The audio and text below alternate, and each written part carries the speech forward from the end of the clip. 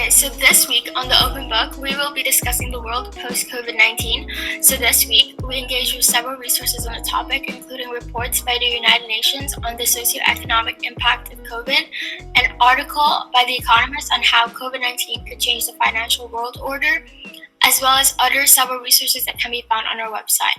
So moving on in terms of the agenda, the talking points will be about 15 minutes each, and we will try to get in as much as possible. So I'm going to go through the points one by one. So the first one is, personally, how has COVID-19 impacted you? And how do you think COVID-19 has impacted others? So think of those from a different perspective or socioeconomic background. And then the next point will be, what is your opinion on what would be the biggest change in our lives in the world in terms of the food industry, the education and the travel industry, and what do you think we can do to prepare for these changes? Which industries or businesses do you think have been the most successful at combating the restrictions of the pandemic and still come up with great sales? And the last point is, some industries have thrived during the pandemic, such as food delivery services, so like Grab Food and Food Panda, and some have struggled. So what do you think the thriving industries could do to ensure long-term success? Okay, so that's the talking points for today. So let's just start really generally and really basic. How has COVID-19 impacted you guys? Emilia, would you like to start? I don't actually know how the Remove are doing during this time, so maybe you could tell us what's kind of happening in your year. Okay.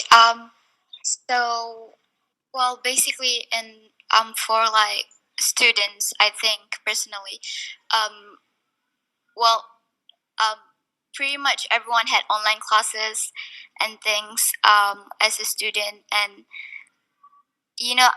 lately the schools around my neighborhood have been reopening, and it's like some of my friends who are who are starting to attend school again, I can see, like, I asked for a few feedbacks from them, and the difference is that the environment is so much different than before.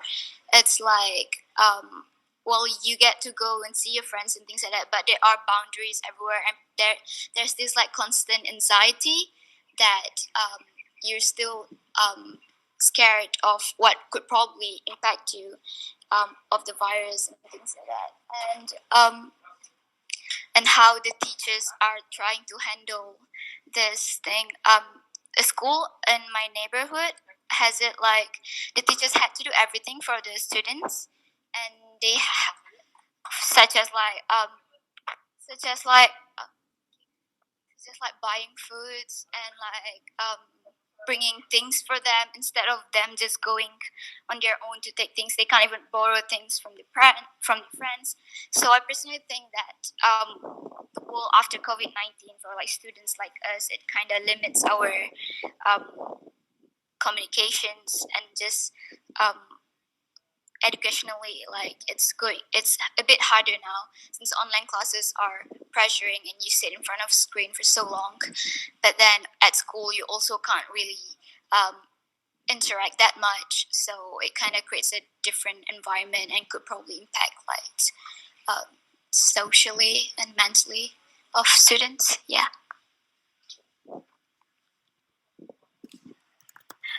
Alia, please go. Yes, coming up from mentally, I feel that, especially with the fact that, if you touch something, you could easily get COVID-19. Like, if the surface was infected with it, you could get it easily. And I feel that also brings out a sense of paranoia in a lot of people, and a heightened sense of anxiety that everything around you could potentially bring you one step closer to death. So I think that people would be more likely to generally be afraid of going out, and maybe even if there was a cure and stuff like that, people would still be afraid that, not everybody would have access to this cure, and not everybody would have the ability to get it. And I just feel like people would still be very, very cautious, even if we were to find a cure for it. And consumer-wise, I feel that being a consumer, especially those who don't really have jobs right now, it could potentially bring them to a state of poverty, and especially people who are living on rent and don't have houses and live in apartments. I feel that people, landlords that we've seen out there in the news, they keep asking for rent, and once, in this pandemic that they don't receive the rent, they get evicted, and people get evicted, put out on the streets. And I feel like there's a sense of discrimination within that area because everyone's trying to survive, but no one's understanding that this pandemic is really affecting everybody and not just themselves. So people I see are more selfish within this pandemic in general. Okay. That's good. Sohana? Definitely, you both brought up some really, really pertinent points about how, especially in our education, the fact that Alia, Asyirah, and I are in, we finished our first year of IB with 3 months of online school at the end, where we usually have like really important things like end of year exams that predict our grades, TOK presentations, English orals, and things like that. And we had to do that all online, and in terms of content, like, we're behind. Like, it's severely impacted our education. And think about the upper six, they didn't have their exams. Their coursework was graded, and as you probably have heard, a lot of people in the world in terms of IB didn't get the grades that they were predicted. So in terms of education, there's been a very different scenario now playing out. And Alia's right as well in terms of this paranoia. Like, I'm ill right now, and my mom's super paranoid because she's like, you've been going out this past couple of weeks, like, what if you got the virus? And there's this very, very, very big sense of paranoia, and I think it will be like this for a really long time. I remember chatting to some people earlier when we were in school for the last couple of days of term about how social distancing, we're going to have to do it for quite a long time. Like, what is school going to be like when we go back in August? The whole school's going to be there, but we still have to probably social distance. We'd have to keep in mind all these like things that have become the new norm now. Living in these conditions, it's going to be interesting, and it's going to be interesting to see how people react to it. Asyirah, do you have anything to say, or do you want to move to the next point? I think we can move on to the next point. Okay, so in terms of how COVID-19 has impacted others, I'm just going to give like a general overview, and then you guys can give your ideas and thoughts. So, I'm pretty sure all of you know COVID-19 has impacted everyone, but it's been particularly detrimental to members of those social groups in the most vulnerable situations. So early evidence has indicated that the health and economic impact of the virus are being borne disproportionately by poor people. For example, homeless people, because they're unable to safely shelter in homes and things like that, and they're highly exposed to the danger of the virus. Additionally, people without access to running water, refugees, migrants, or displaced people also stand to suffer disproportionately, both from the pandemic and its aftermath, whether due to limited movement, fewer employment opportunities, or increased xenophobia, etc. What do you guys think about this situation? How is the world going to change for those who are of different socioeconomic background? Well, can I talk? Yes. Okay, so for me, what I think is that personally, for the poor people, especially, not even poor people, that those people who are like, they're not considered poor, but like they're not also the rich, so the middle classes and things like that.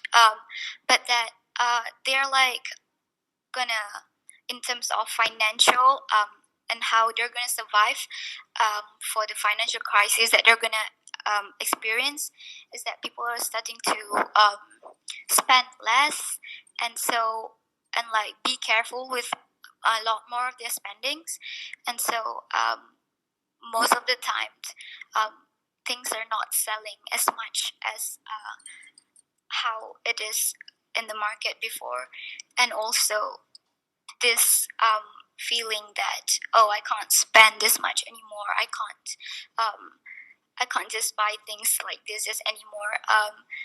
Gives this sense of back to anxiety, because people are keeping on their feet, thinking about their financial and how they're going to survive. But also at the same time, I know that the country is trying their best, and to help these people, like you said, the migrants. They have this center where they keep the migrants all together, and like not like with a safe environment, with healthcare and food supplies and everything. So it's kind of in between, because people are feeling differently, reacting differently, due to based off different classes, but also they are relying on the government really hard, and the government kind of has a really big pressure on them. So everyone is just trying to survive right now. Amila, that is a very good answer. Sohana, I think you have some insight into this, because Yeah. So basically, like Asyirah and I are doing this other thing, and I'm looking at like the impact of the fashion industry, like COVID's impact on the fashion industry. And yeah, obviously, stores have been closing, manufacturing has ceased because a lot of factories are in China, and China was the first place that was hit by the virus. Um, and it's interesting to see how you're right, spending has decreased because people are obviously only going to be spending money on necessities right now. You don't really see people going out to buy clothes right now. Like, I know that I haven't bought anything in months. And I mean, even before the pandemic, I was not a very avid shopper. Like, I don't know about you guys. I do know some people are into online shopping because they have nothing to do and they're stuck at home, but I literally haven't done anything like that. Because obviously, to me right now, clothes is not essential because I have clothes at home. It's things like food, and electricity bills and all the bills you need to let your house running, things like that. And um, yeah, Amelia, you made a really good point. Now I kind of forgot what I wanted to say. Is there anyone who would like to contribute anything? actually, Amelia, you know how you were talking about the schools that were opening in your neighborhood? So, like, does everybody have to go to school, or is it? That was one thing that I wanted to talk about, because like my it could be that most of the pupils like want to go to school, but then not all the parents or guardians would allow them. There are cases that their parents wouldn't allow them to go to school because of the paranoia that they all have. So I think there's like different situations that the education system might need to adapt on. They need to think about this, because there are some people who are not going to school, but there are most of the people who are going to school. So they need to also think about the people who can't go to school, who aren't able to go to school like this. And especially now, schools are starting. People are having less financial source and income, but then they still need to spend in school for like your lunch, your just daily spending in school. So also back about spending, most children now, I see on Twitters and things like that, bring their own like food lunchbox and things like that. So, because one of the paranoia from their parents, they don't want their kids to just eat anything from the school, because it's not safe. But then it's also about saving money, because in most of the schools, government school in Malaysia, you kind of pay for the foods at the cafeteria directly. So you need to bring money and you need to pay for the foods. So bringing like lunchbox kind of saves much more. Yeah. That's actually a really interesting point because I'm working part time at a school right now, and the school has to essentially they're paying for all the students' fees right now because obviously the parents of the students haven't been earning money for a couple of months, and so the school is bearing the burden, and so they're paying for the fees of the students from like the school's money rather than asking money from the students. And I was just wondering, are any of you aware of anything that the government's doing for this? Because I do know that Asyirah and I were talking about before that the government had given businesses like a loan of a certain amount to help them during this time. But like, what about schools? I'm not really sure, but then I think like there are some government school. There's this one like incentive. When I used to be in a government school, there's like an incentive. It's called something, but it's for the it prioritizes poor students especially and provide foods for them in the morning for breakfast and lunch. They don't need to pay for it, but it's only for certain students. But I'm not sure if they're still doing it now, and especially in this situation, if they're still doing it even more for more students. I'm not sure. Yeah. Okay, that's interesting. Maybe I could read up on that. Alia, would you like to go? Yeah, I wanted to talk about bulk buying within the community of buying consumerism. I think that in the early stages, people were really, really panicked about buying stuff, and they started just bulk buying everything and leaving barely anything for anybody else to take. And I think that may follow on into our new norm because a lot of people are so paranoid, and the fact that they're paranoid, they're going to obviously be overcautious, and I think that will raise a lot of the prices for certain items that are unnecessary but people think are necessary, just like how we had that phase where people were buying toilet paper constantly, putting putting that certain object out of stock because people thought that, oh, I need to grab this because it's in bulk, so that means it's important. And I think that stores will start using that tactic because people psychologically they think that, oh, something's big, so that means it's important.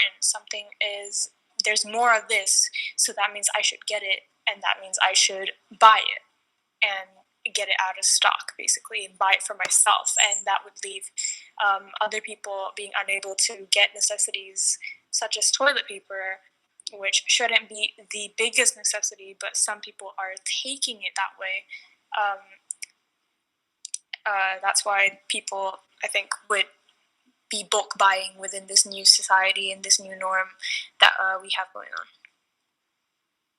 Actually, that's a really good point because I would really like to see how psychologically, we did talk about, Amelia did also mention about how there's more anxiety now and paranoia, and I think it would be really interesting to see how we as a society psychologically develop in terms of like also with consumerism and looking at more bulks and then thinking that they have to buy it, and then perhaps this will span over generations. Sohana? Oh, Amelia, you can go first, and then I'll go after you. Yeah. Okay. So on about Alia's point about the tactic that stores use to make people think that they need something, especially during this time, but they don't actually need it. And this kind of relate to education again, is that some stores are trying to trick people, saying that it's not exactly tricky, but then it says that they're promoting books or textbooks or even more because school hasn't started for so long, and pupils are starting to forget what they learned about, what they have studied about. So these extra books about extra informations and like flashcards and things like that. They're setting anything that's more about education stuff and like things that they study in school on science and everything. They're starting to sell more of this, saying that pupils need it when in fact we can easily access any of those informations on the internet. That would be much easier during times like this. But well, I would kind of understand it because each industry needs to survive, and that's kind of it makes sense to use that tactic to attract people to buy your stuff that aren't selling that much anymore during this time. So yeah, this is one example that I want to give about, especially it relates to education, things like that. Yeah, I completely agree.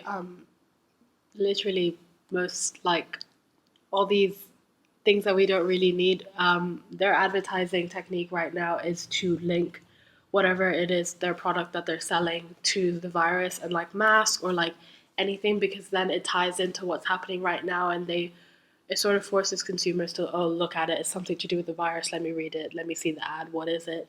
I had a point about what Alia and Asyirah mentioned about the fact that like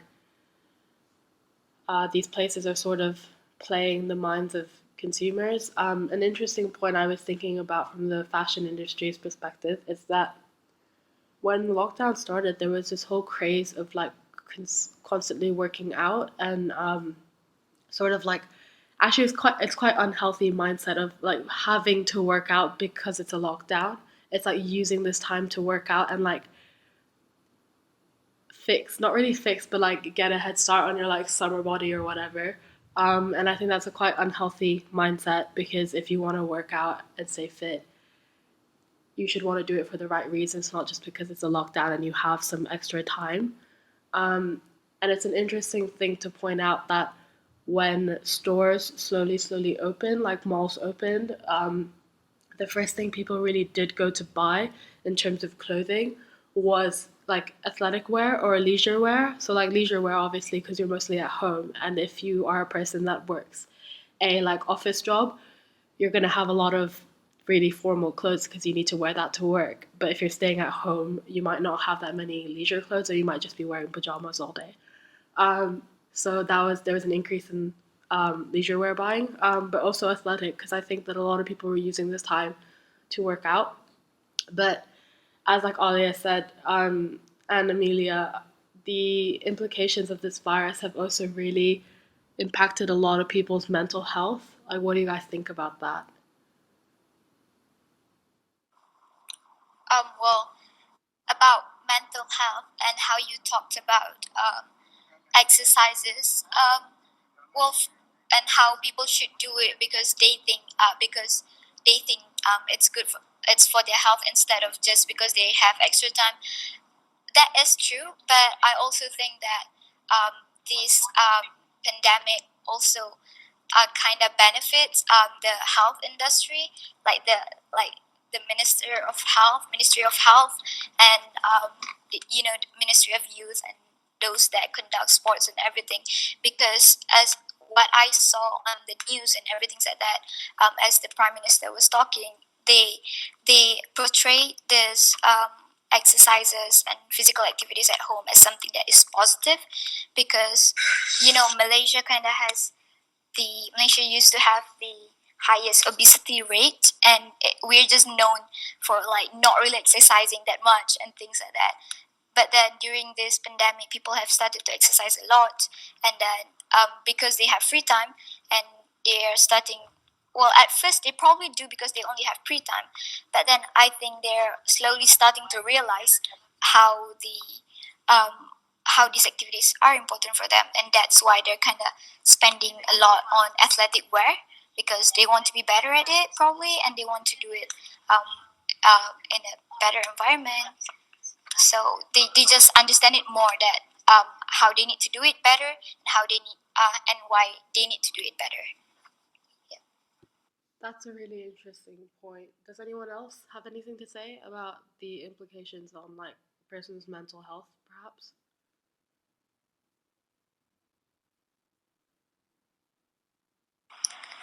I mean, like I was saying, there's a lot of paranoia and anxiety that goes on within everyone's minds, that being at home, especially many people may not be used to being at home, and that could easily make them very hyper and just being unable to really know what to do.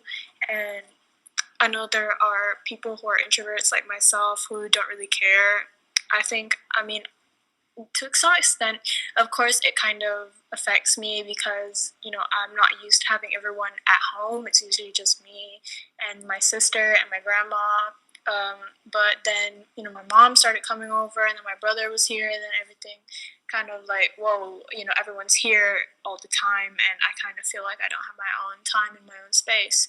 And I think that affects people who are mostly extroverted too, that they can't go out to escape from kind of whatever's going on at home. So you kind of have to face everything head on, and you can't really escape anywhere but your room, and people have access to that at any time, at any point in your day. So I feel that people feel there's an invasion of privacy mostly that goes on, and a lot of paranoia there, and the feeling that you can't escape from something that you've been trying to escape for the longest time. So people, especially with broken homes and people who don't really get along well with their family members, that may be very troublesome for them.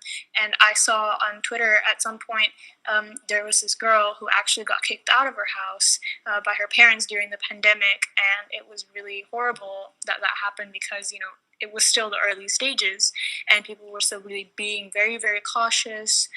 And this girl, she had nowhere to go, and honestly, that really puts her at a disadvantage, living in her car, being unable to have access to, a place to stay. And even if she, her friend wanted to come over and help her and have her stay at her place, her parents could, and she would be like, oh, what if she's bringing the virus along? There's a lot of paranoia. People are being more selfish, and that really all around just makes people feel like they can't trust one another. Yeah. Definitely, I agree. Asyirah, would you like to go next? Yeah, Aaliyah brought up a really good point about how, like, for people who are, experiencing domestic abuse and then they're trying to, like, either they're kicked out or they're trying to escape, it's really difficult because the shelters are overwhelmed right now because they have to take in more people to keep them off the streets during COVID. And also, I totally agree with Aaliyah about how now there's not everybody's at home, and it's so weird because you're meant to feel sort of isolated, but I think we're very fortunate in the way that we have technology that sometimes it doesn't feel like we're ever alone, in the way that since we're not at school with our friends, so our friends are more likely to text us all the time, like all day, every day, and it can sort of feel like a bit overwhelming for some people. Like, I know I felt a little overwhelmed, and I'm a very social person, to just to feel like, oh, someone's constantly talking to me, because they can do that with texting. And yeah, Sohana, would you like to go next? Yeah, you brought up a really interesting point. I was reading something a while ago, I can't remember. It was posted by the UN. We're talking about how, like, this time has sort of increased intimate partner violence. So that's one aspect that I haven't put down as the discussion points, but that's something to keep in mind. I was wondering if you guys would like to move on next to sort of looking at industries as a whole, because we've been looking really personal now, like the COVID's impact personally on us. Maybe let's bring it a little wider. Asyirah, would you like to talk about the food industry? Yes. So obviously, I think we know that the food industry is very complicated right now because it's either a lot of restaurants are shutting down or they are also thriving when they collaborate with technologies such as food delivery services.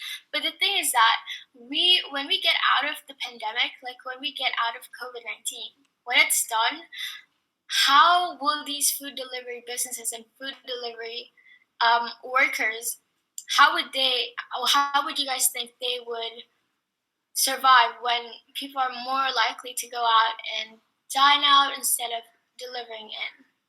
I just want to see what you guys might think about that and what they could do to sort of ensure success after COVID when there's not a need for delivering online as much.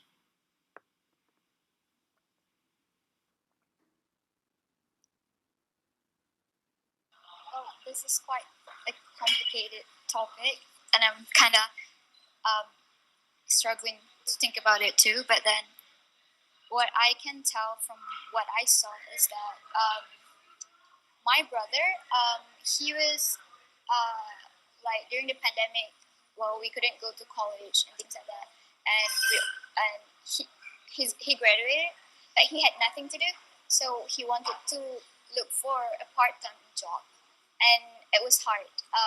He went everywhere and just couldn't find one that easily. So, well, my brother does a lot, not only deliveries, but also this thing. We call it it's something about being a runner, where you just collect. People may ask you to buy their groceries for them, and so it's kind of similar to food delivery. And like for sure, it's going well right now, but obviously it's not gonna go well afterwards. After the pandemic, it might decrease because people won't need it that much anymore. But then I think they can ensure this by because the world before the pandemic, the food delivery was still consistent. It was still consistent activity. So I think it will be a shock because as it goes well, as the pandemic gets better, it will be kind of a shock for them, delivery guys, that they're gonna have lesser jobs and things like that. But then I think they can adapt to it, like not really a long time. Like they can adapt to it quickly because um, it's not much different from the world before the pandemic and after the pandemic. The food delivery activities were still like popular. People, young people especially, do it. They don't really want to go out of the house and things like that. So yeah, I don't think there would be much trouble, but there would also be some possibility. Yeah, I Thanks, agree. Amelia. Sorry. Yeah, sorry. Yeah, I agree. As in, it's not like the food delivery business is gonna just suddenly stop, like after COVID's impact sort of reduces, like the severity of COVID. Um, I just think that, yeah, right now a lot of people are ordering food online a lot more. Uh, I know I do. But it's not like it's gonna stop immediately because people still do order in. But what do you think about going out? Do you because we've been talking a lot about the paranoia of coronavirus and how even after when things might be a bit better, there's still going to be people who are really paranoid and might not want to go out. So do you think that businesses are going to struggle to get customers to dine in after?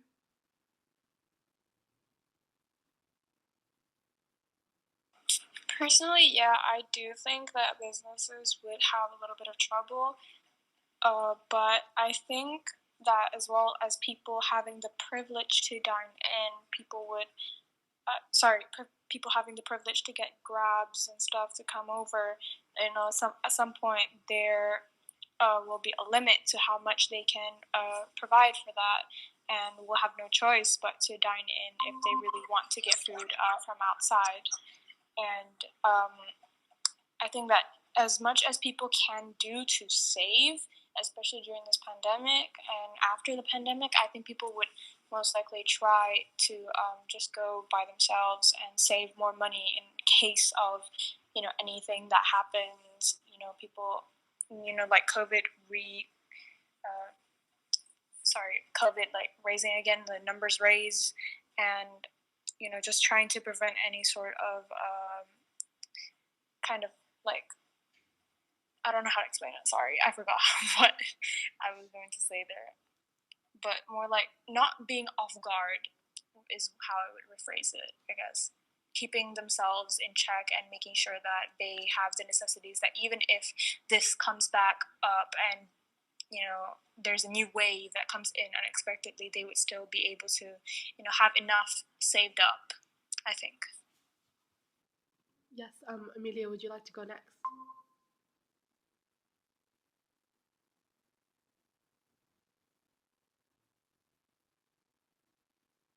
Amelia?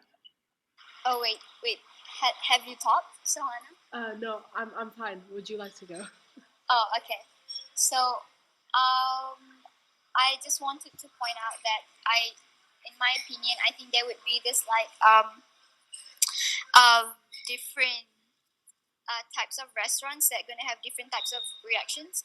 So first of all, like branded restaurants like Nachos, McDonald's, and Sushi King, those kind of restaurants, they're gonna have it a bit not really badly because you see how like people haven't gone out for quite a while, and when they go out now, they go out with their friends and their family, and they want to go to nice places, pretty places, branded places, those things that they haven't eaten for so long.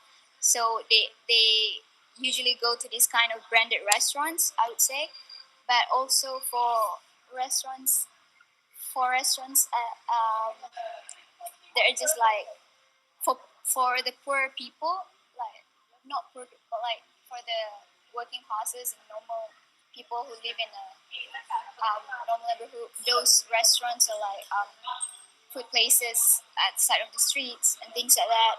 Is also not having it too badly because people sometimes now are just lazy to cook even more because they've stayed in the house for too long. So they often buy already cooked foods in those restaurants, things like that. So they're having it okay. But for those restaurants that are not really fancy, but also not really too normal, like that we see in a lots of like shop neighborhoods and things like that. Those restaurants that I pass by my cars and things like that every day, it's kind of you can kind of see that they're empty sometimes, and it's hard to get customers. Workers are standing outside to attract customers and things like that. So I think that these restaurants can be.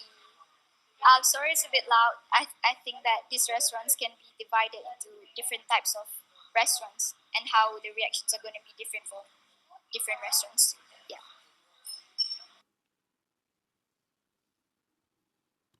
Yes, definitely, that's true. Asyirah, do you have anything to say?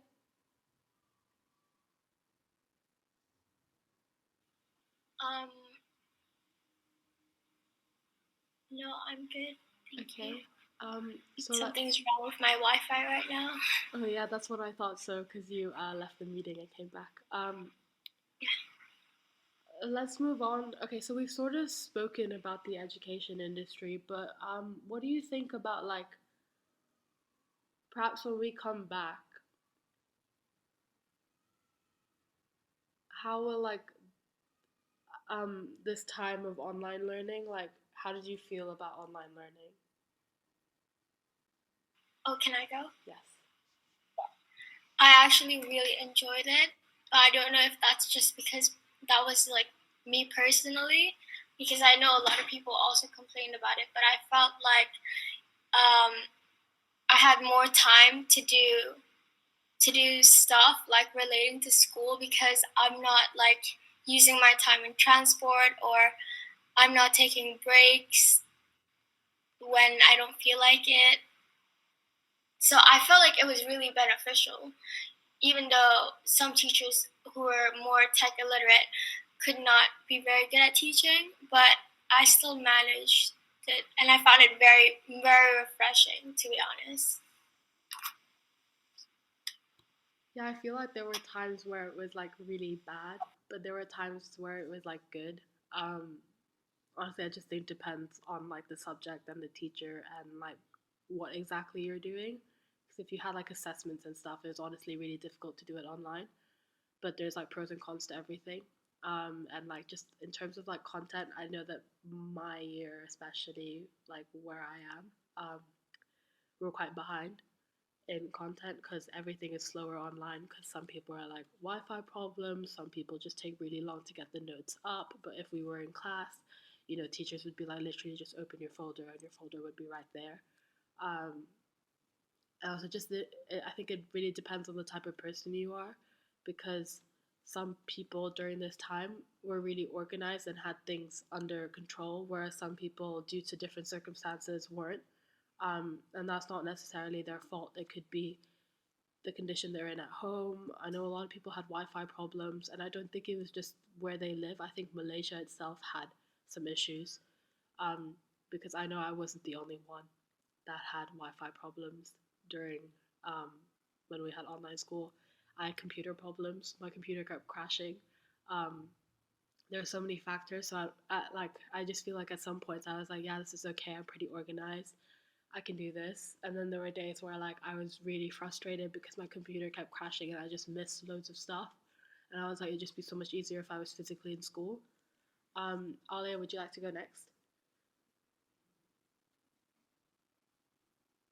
I'm assuming she has some Wi-Fi problems. Asyirah, would you like to go next? So sorry. Oh, that's fine. Okay. Alia, please. Yeah, Alia, go.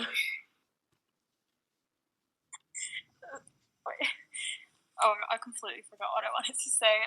Oh my god. Asyirah, if you'd like to go then. If not. Oh, sorry. So personally, I felt like online learning was a little bit tough for me. At the start, it was kind of like, okay, I'm getting my stuff done, everything's okay. But I had a few problems in my time at home, so I had that to deal with, and then school started coming along, and I felt very, very overwhelmed, in my opinion. And I feel like during this pandemic as well, it's not that people, are vying for attention. I feel like people do kind of get mental health problems that they didn't think that would kind of surface, like especially during COVID, with social anxiety. I feel I just kind of got stuffy and feeling that I couldn't be in a situation with anybody at that moment, even if I wasn't physically with them. I just felt like I couldn't be around people, and I felt like I wanted to distance myself even further. And on top of that, with the pressure of keeping up with school, even when like I feel like I honestly do not have the energy, and my mental health was really, really low. I felt like I was being pressured all the time and people expecting things like right away. And I just felt like it was harder because I usually thrive off a work environment, like being there at school, being in an environment where I could psychologically trick myself into thinking, oh, I'm being productive because everyone else is being productive, so I must be productive, in that kind of sense. So it was hard for me, especially to come back to school, because on the first day I felt very, very stuffy and really unable to socialize with anybody. And I honestly felt like I had changed completely as a person. So yeah. So I feel like that's true. I feel like it could have gone both ways, in the way that when teachers were demanding more stuff from you, the thing about COVID is that some teachers are more like, how would you say, they would be more considerate to cater to like your needs, and then being very considerate during this time, and maybe thinking that maybe it's difficult. But then some teachers were like, oh, you don't have anything better to do then, so you should do all of this, like a bunch of stuff. And yeah, it really is a case by case thing, as Sohana said. Yeah, what do you guys think about like those who don't have access to Wi-Fi? Like, how would online learning work?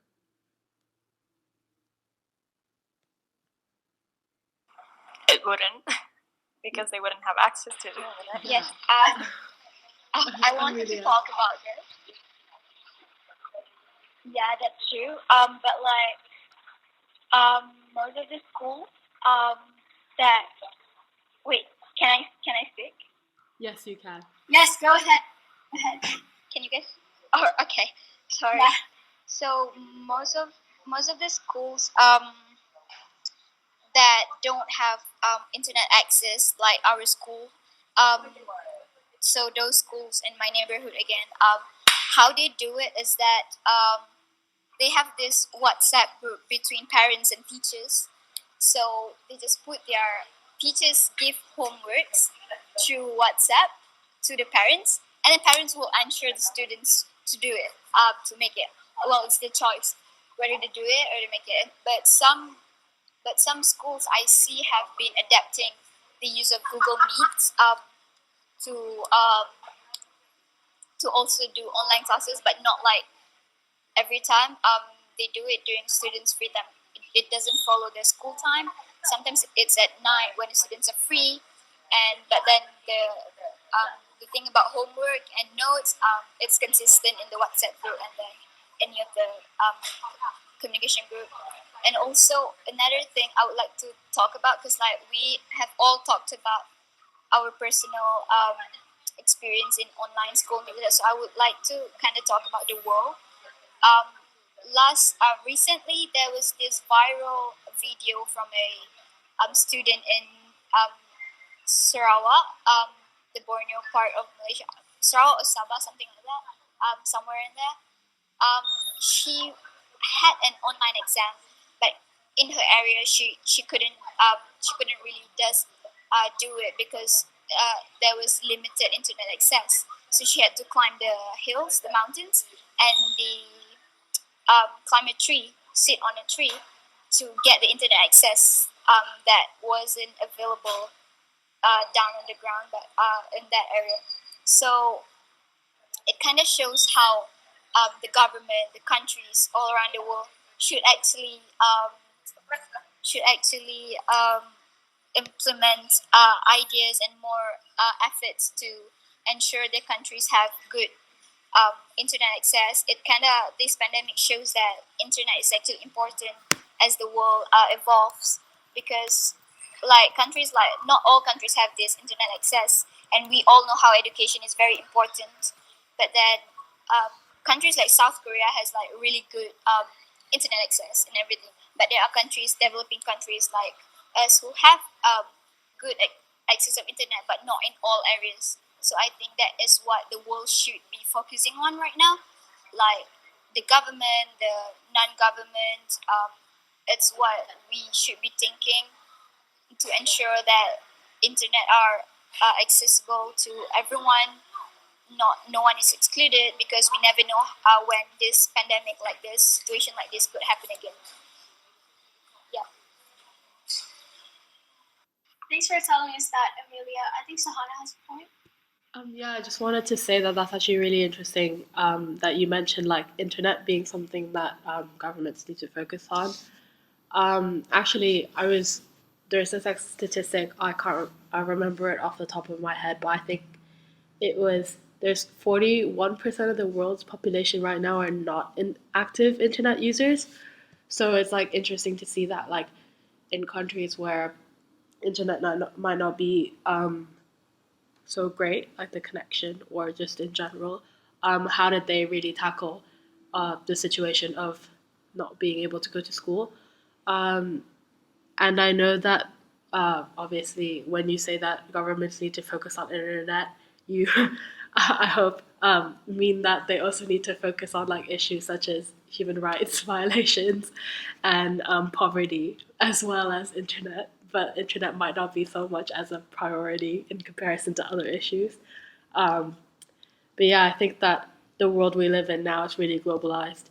And internet is something that we often assume a lot of people have access to, but in reality, like that statistics really goes to show 41% of the world population are non-active internet users. So like, I think that we often take internet for granted because like the people we are in the situation we're in, the school we go to, we like anytime we have a question, we just go on Google and search it up. But a lot of people don't have that opportunity.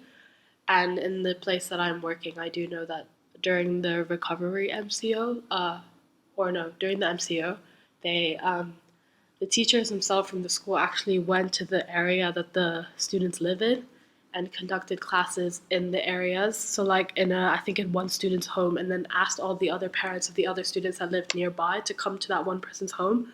And they would do it, of course, socially distanced and everything, because they would go months without any education whatsoever. And that's really been detrimental to their progress. Now that they're coming back, they can't start any new content because they've forgotten everything that they've learned since January, and they have to like study everything they learned from January onwards because they've forgotten it all. So I feel like this year, in terms of education, has been a bit definitely slow.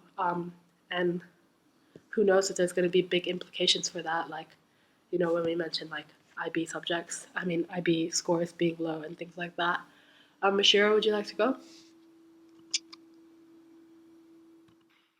Yeah, actually, also another way, Emila, thank you so much for bringing that viral story that happened in Sabah Sarawak. I also heard about that. I think it goes both ways in the way that, yes, I totally agree that the government should prioritize internet access. I think it's really important, but I also think it might be a bit difficult right now since people are supposed to stay home. But I think it's really the good thing about this is that it sort of exposes which areas are actually need to be prioritized for the future. And also, I feel like the school could have done something as well. The school that the girl went to could have done something to better accommodate her needs.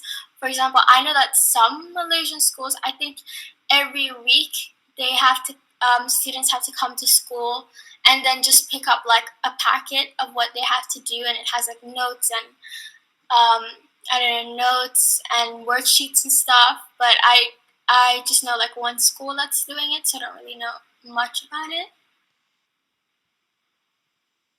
Yeah.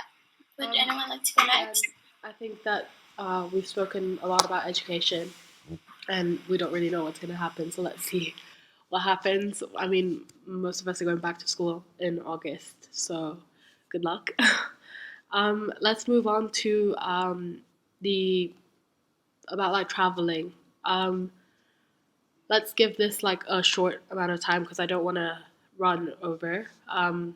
But what do you guys think it's going to be like? Like, I'll just give you something, like, sort of my opinion. I have family that's stuck in another country right now that wants to come to Malaysia, but there are no flights. And so, like, I know that a lot of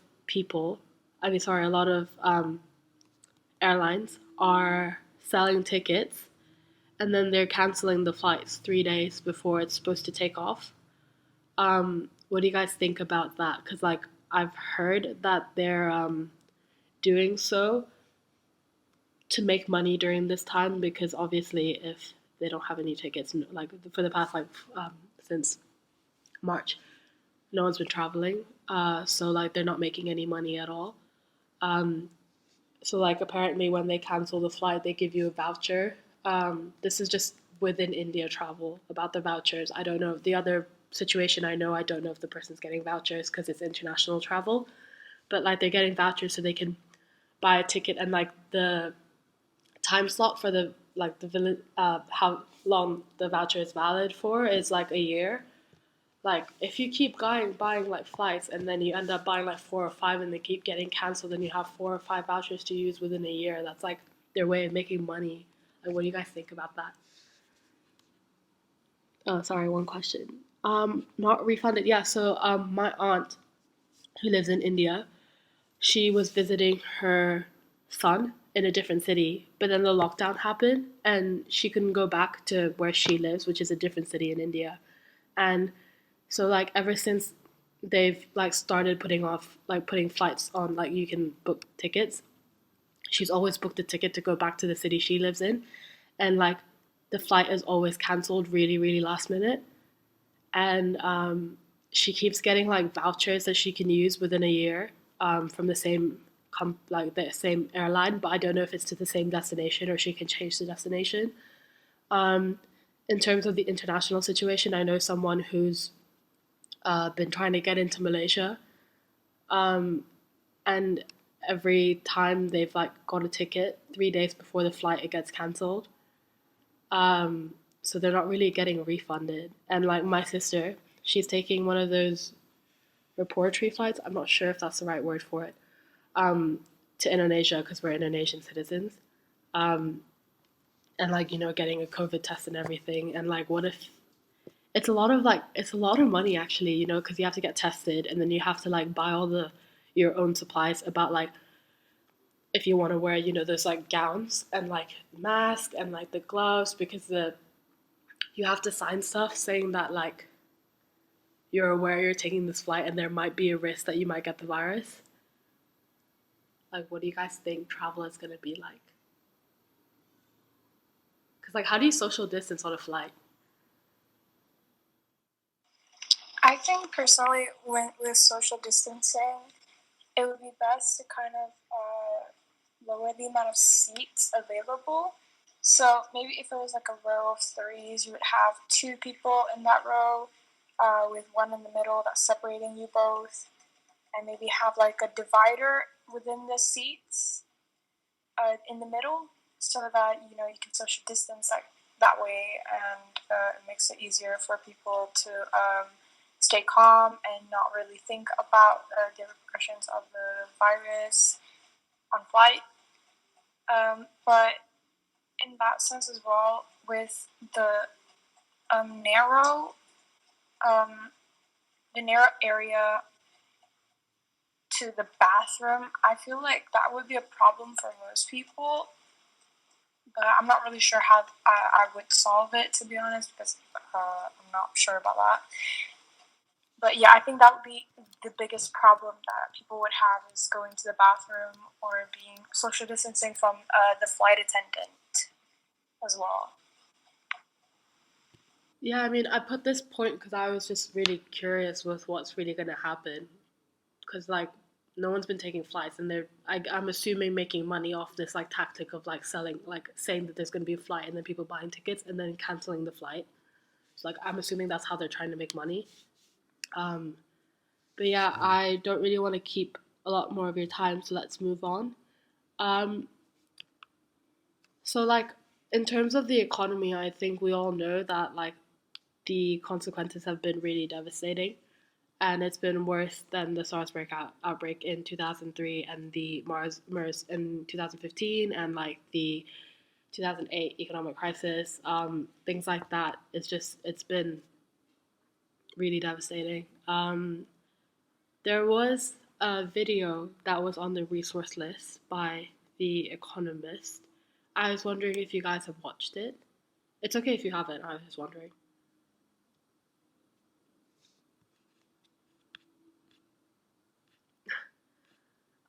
Asyirah, have you? Actually, can I bring up a point really quickly? I just Sure. wanted to ask you guys a question. I guess this is kind of going back a little bit, but just like one really short question. Would you guys think? Do you guys think that once the pandemic is over, you would go out more, or would you stay home more because you're so comfortable at staying at home that you would rather stay at home more, or would you feel like, oh, I've been indoors for so long, so I want to, like, yeah, yeah. Please go on, Alia. I feel like, personally, before the pandemic, I didn't really go out a lot because I didn't really feel like going out. So I think, to be honest, I would stay home because it's of my thing to kind of stay home and do whatever I want at home. But for other people who I feel like who are more active and stuff, I think they would go out, but at the same time they would have more restrictions from their parents, especially because of the paranoia that they may still have about getting the virus. So I think that's what I think. But I mean, I don't think that people would really care about it because people are still going out even now, even when there's still quite a good potential that you may get it. I mean, people going out and even lowering their masks to talk to people. So honestly, I don't really know how it's going to be much of a difference, you know? Yeah, Alia, I agree with you. I think I'm so much more comfortable in my own home that I would rather stay at home more. But Amelia, what are you thinking? Most of the time now, I actually haven't only go out not often as much. Like it's not as much as I did before. Um, and like now when I go out, what I see like right now, I'm outside and I'm eating with my family. But then right now here in the place that I am right now, the restaurant I'm in right now, I can basically say that no one's wearing masks. So it's like it shows how much people have gotten more comfortable to go out of their house now. But still, like we all know, we never know what's going to happen and what's the possibility that could happen about the virus. Like we had usually virus that happened before. We usually had the second wave and third wave and things like that, but we never know about this one. So I just think staying inside is good, but to see people getting over their paranoia and anxiety is also a good thing because they are still practicing basically the SOP like social distancing. It's just that the use of masks is not really practiced that much, which is a bit disappointing. But I think we could still do something about that. Yeah.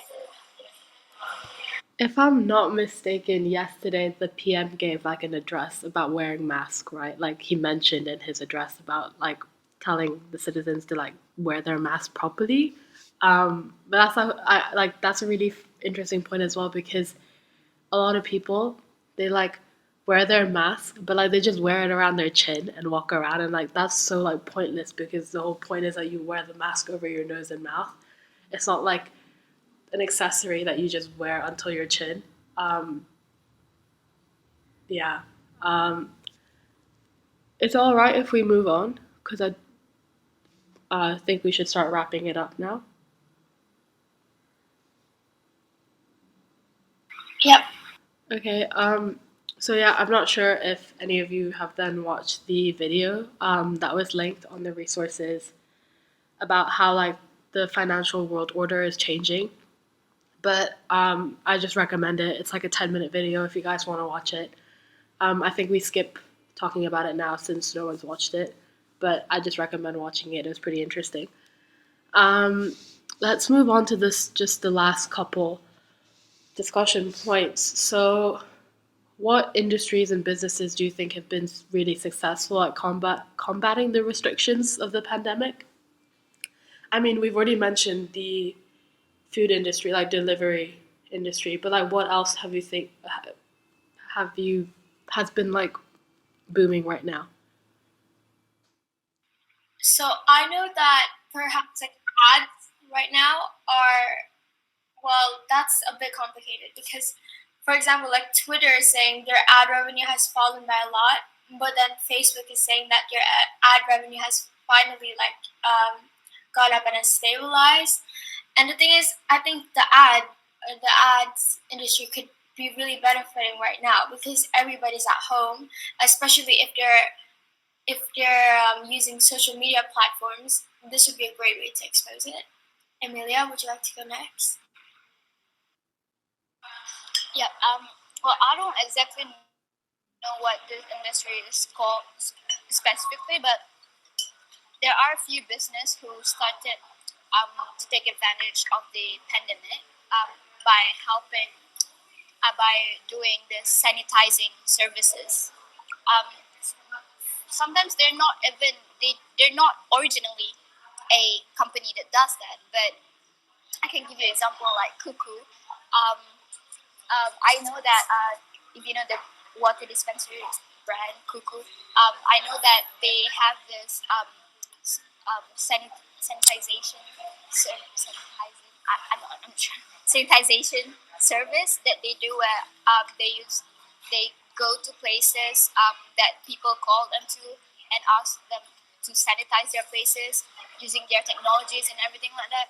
So I think they are doing quite well because businesses that are starting to open up again, like cafes, and then like nursing homes and things like that, they all need to sanitize their place, and they just want to do it quick. So these services are kind of having it good right now because a lot of people are asking them to sanitize their place for them. Yeah. Okay. All right. Can I just bring up one last point? Well, when Amelia was saying about how all the cafes were going up again, like reopening, do you guys think that even though I asked previously about would you guys rather stay home or go out now, do you think people will, like just looking at you and people around you, do you think now they'd rather go out to eat or would they rather stay home and order now because they realize it's so easy to just order online? And like not only with food but also like with shopping, do you think that's gonna change? Definitely. Everything going online is gonna impact everything because but then again, right, how I mentioned earlier, not everyone has like access to internet, so it'll be interesting to see I think again people of different socioeconomic backgrounds are going to be disproportionately affected. Yeah, because it's also like an experience to go out and go shopping, and like feel the fabric and try it on. And it's also the food, like it's like an experience to like meet up with friends that I don't think you could really replace by having it online. So I was like just asking personally if you guys thought you would, But if no one has anything to say, we could wrap this up now. Okay, so this is the end of week 5. We discussed what our world will look like post-COVID. If you're tuning in and listening and you would like to access the resources we spoke about today, please visit our website, which is the openbook.card.co, and there's a link to a resource folder where you can access all the resources we've talked about beginning from week 1. Thank you for coming today.